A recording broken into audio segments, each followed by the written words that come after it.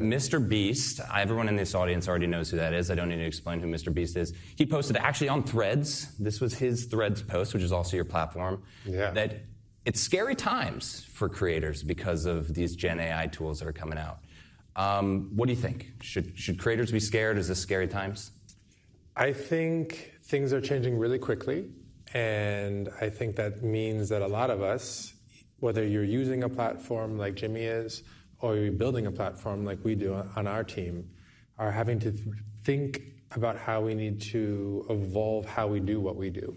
The jobs are changing, and so I don't think that technology from the creator side is going to replace creativity. I think it's going to change who can be creative. I think it's going to change how people tell their stories. But at the end of the day, I think that people have, creators and creatives, they have their taste, they have their processes, they have their judgments, they have their cultural commentary. And they're going to use those in different ways than before, because to produce a video isn't going to require what Jimmy has historically done with Mr. Beast and these huge sets and these amazing, elaborate production teams. It's going to be something that anybody can do with access to the right model. Right. So on the one hand, it will make certain things easier.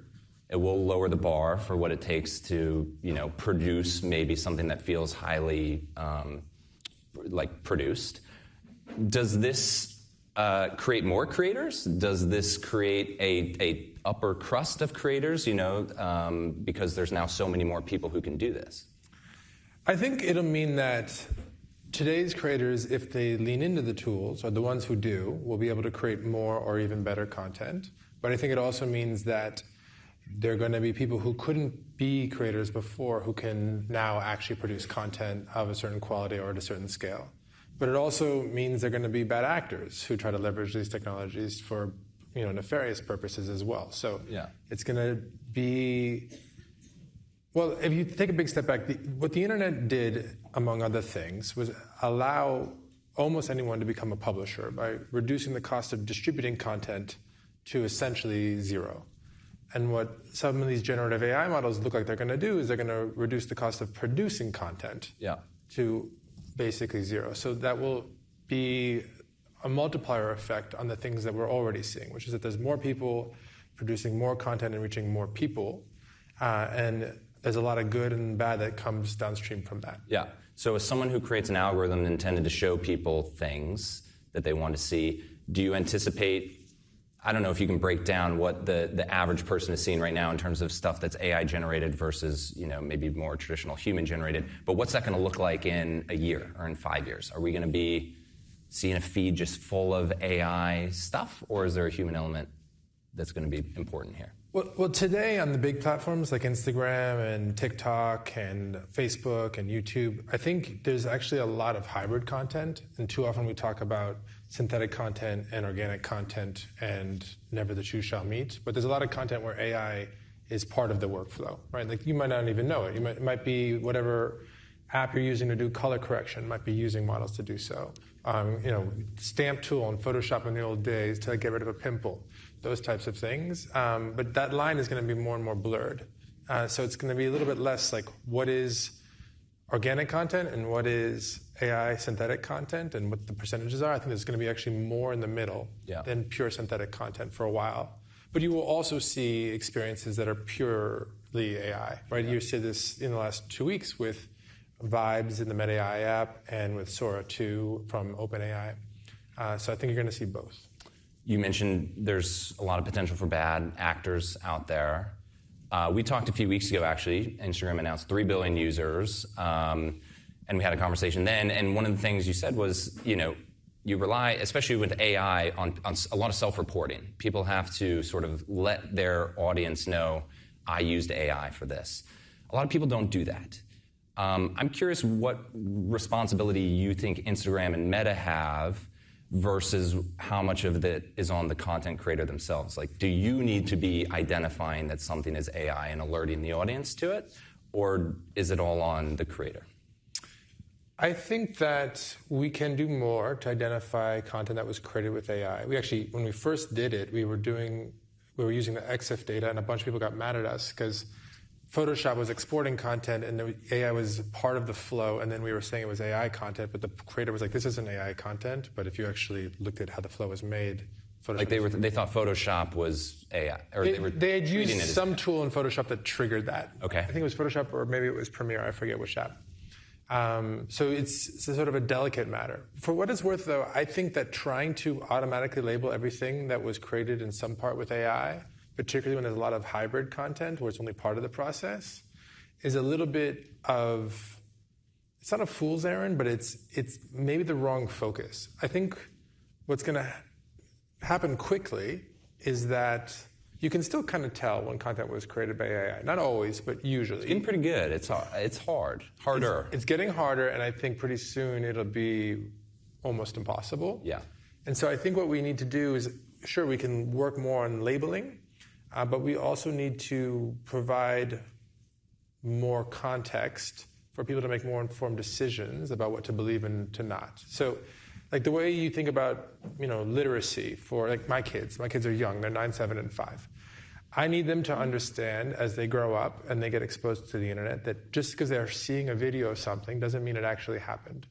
And when I grew up and I saw a video, I could assume that was a capture of a moment that happened in the real world.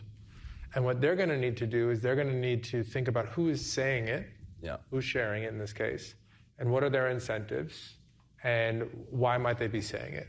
And there's going to be way more importance if you're going to make good decisions about what to trust and what to allow to inform your own opinions.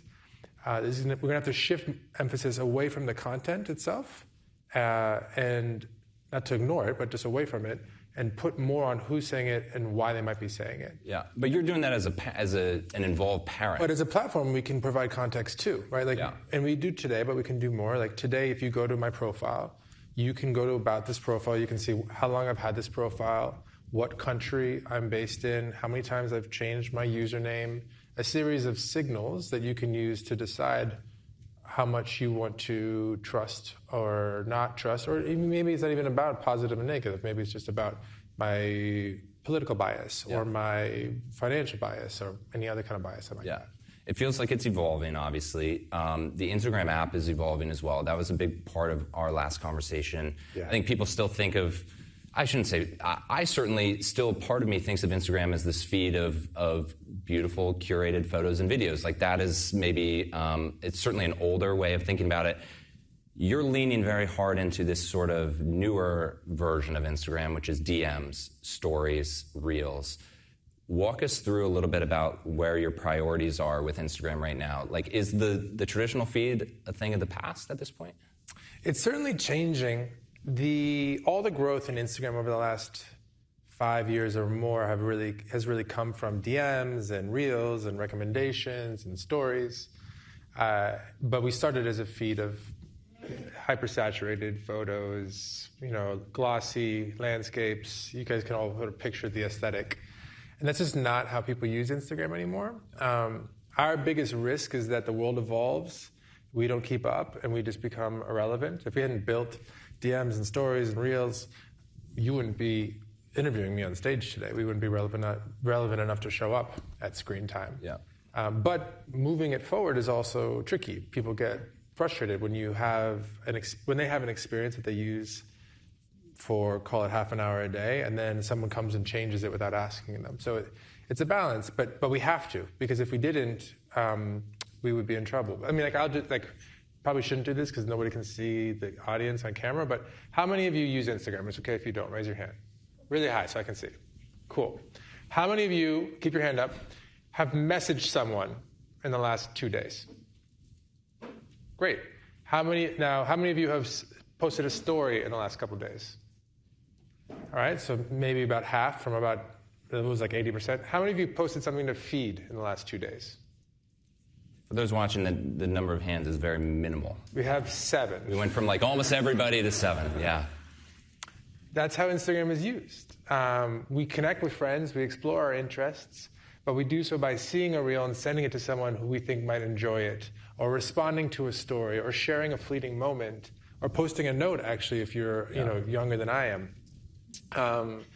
it's posting to your feed is just not the primary way people express themselves. Yeah, and that's evidenced by some of the stuff you're doing. So I want to get into this sort of test you're doing with Reels. You launch an iPad app, which people have been clamoring for a long time. The iPad app opens directly into Reels, so it doesn't open into the traditional feed. You're now kicked into this short-form video experience.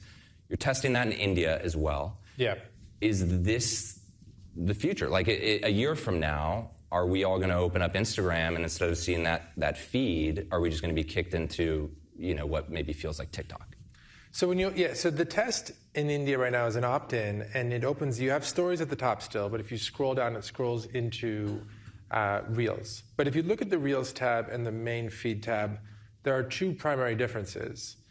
One is full screen media at a time, so you see one photo or video at a time, and that is the Reels tab, whereas feed is free scrolling. And then Reels has more videos and more recommendations, and feed has less. But they both have recommendations. They both have photos. They both have carousels, and they both have videos. It's just a balance. And so it's really a design difference and then a ranking difference. I think just swapping them doesn't really make sense, but I think that if a more immersive media is really driving all our growth, if we can figure out a way to transition the app to that being the experience that you swipe into, then that would probably be a good thing if we can make it happen. The question is, can we make it happen responsibly without pissing everybody off, without really hurting the business because the monetization efficiency of video is lower. By finding the right balance, it's probably not ranked exactly as one is or the other is today. But that is definitely something I want to explore. Yeah. I mean, from the outside, it's hard not to look at that and think TikTok. TikTok is driving this change for you. How much do you think about TikTok it's obviously a major competitor, but I'm wondering how much something like this is driven maybe by what you're seeing from competition. I'm curious about this data. What is this data? Adults 18 to 34 average audience by hour. I don't know what that means. Cool. Definitely think about TikTok. Definitely think about YouTube. Definitely think about Snapchat. I mean, the immersive viewer predates TikTok, right? I think Kakao Stories pioneered the Stories format, which was an immersive viewer in Korea. It was popularized by Snapchat worldwide, so they should get a lot of credit for that. TikTok was applying that immersive viewer, that native-first experience to short-form video, and they should get a lot of credit for that. And now, obviously, you've got YouTube Shorts, Instagram Reels, Facebook Reels, and the rest of it. We think a lot about TikTok because they are really good at what they do.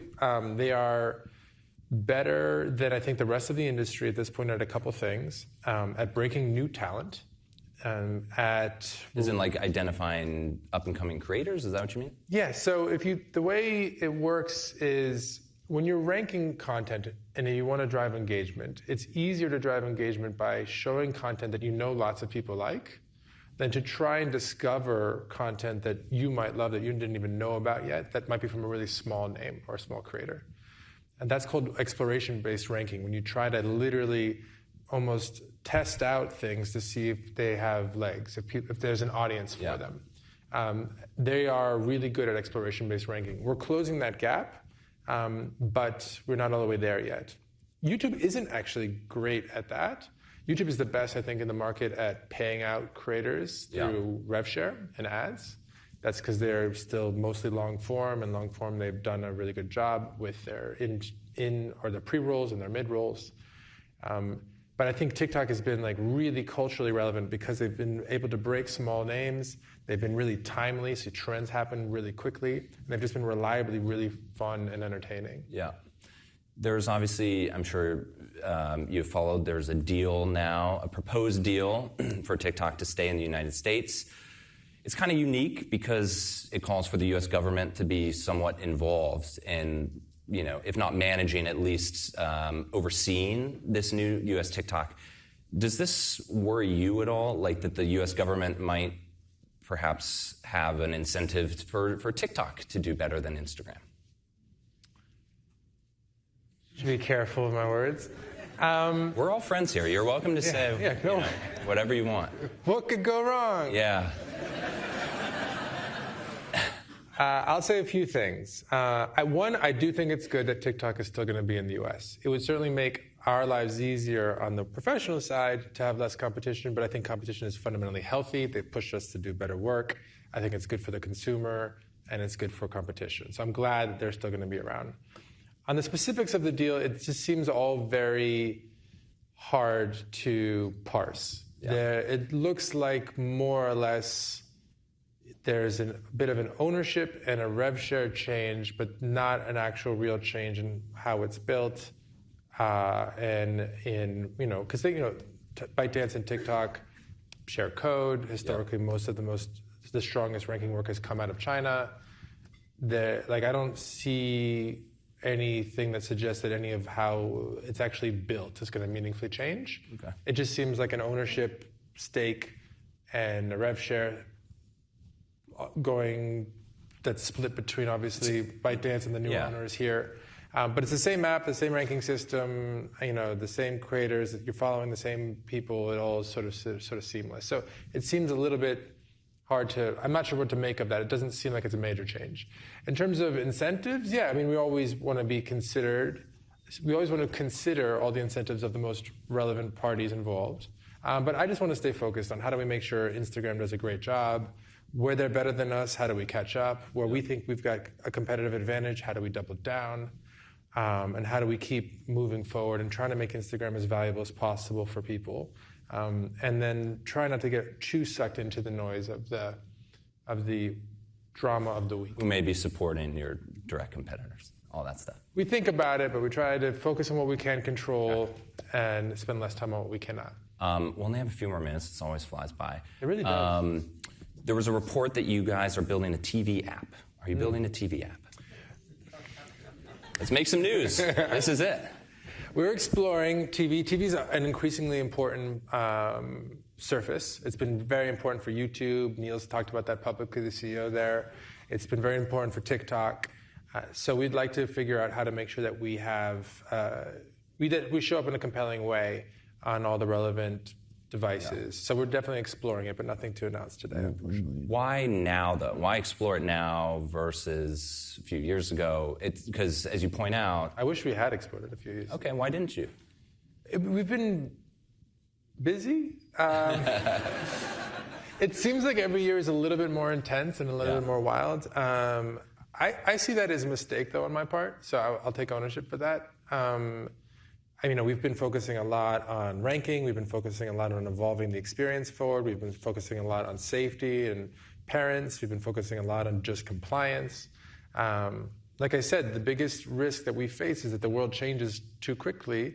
Not too quickly. It's going to change quickly, and we don't change quickly enough to adapt. And if behavior in the consumption of these platforms is moving to TV, then we need to move to TV too as a form factor. And if we're late, that's on us.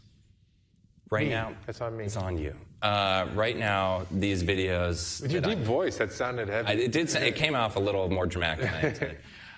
When I'm on Instagram looking at video, it's almost all vertical video. When I look at a TV, it's not. Through this exploration, have you thought about whether the stuff that's on Instagram today works on TV, or do you need to go out and, basically source new video that fits a TV screen? I think the vertical content can work on TV because I think we can also show. We can show social context. We can show you the comments. We can show who else is watching. There's a bunch of things we can do with that space. We do still have horizontal content. We might need to lean into that too. But I'd rather first figure out how we can embrace the content ecosystem that already exists and the creatives that already exist on the platform. And if we have to expand, if it turns out we have to expand, then we'll certainly consider that then. I was going to say, is there a world in which you go and, license more kickback content? I don't like licensing content if I can avoid it. We pay for lots of licensing in general. For people who are going to share stuff on our platform whether or not we want them to, music licenses, et cetera. We're always going to try to make sure we pay people for the rights, when we need to. But I'm not interested in trying to go get sports rights or exclusive entertainment rights because I'd much rather be the second screen. I'd much rather be where you talk about the game or the movie. I feel like connecting with your friends and short-form video can be really symbiotic. And short-form video and long-form video can be really symbiotic. But long-form video and connecting with your friends is really difficult to do in one place. If you're just watching a basketball game or a movie or an hour-long show, it's a lot of time that you're not actually talking to a friend, a lot of things you're not sending to friends or seeing that you might send to friends, et cetera. So I'd rather focus on user-generated content, creators, AI, and less on premium, long-form, licensed content. We've hit all the zeros. Very last, so that I don't get in trouble. What's your one tip? If you're a creator trying to hit it big on Instagram today, what's the one piece of advice you would give? And again, short, so that I don't get, Yeah, you don't get in too much trouble. Walked out. Yeah. Now I can just filibuster and get Yeah, exactly. Get me back. I think it's really important to be intentional, specifically to articulate what you're trying to accomplish by using a platform like Instagram. So you might be trying to sell a product or raise awareness for a cause or build up demand for a brand. Just write down what you're trying to accomplish, and then also to be very clear about what is going to actually resonate with an audience, what's going to work on the platform. And you need to find a content strategy that is at the overlap of those two things. Because reach is great, but reach is a means to an end. So if you find content that is engaging, but it's not actually helping you move towards your goals, it's useless. And if you find content that is going to help you with your goals, but no one sees it, it's not going to be effective. It is much harder to find a content strategy that does both, but that's the job, that's the work. And that's going to require persistence, intentionality, and experimentation. But I really preach the overlap.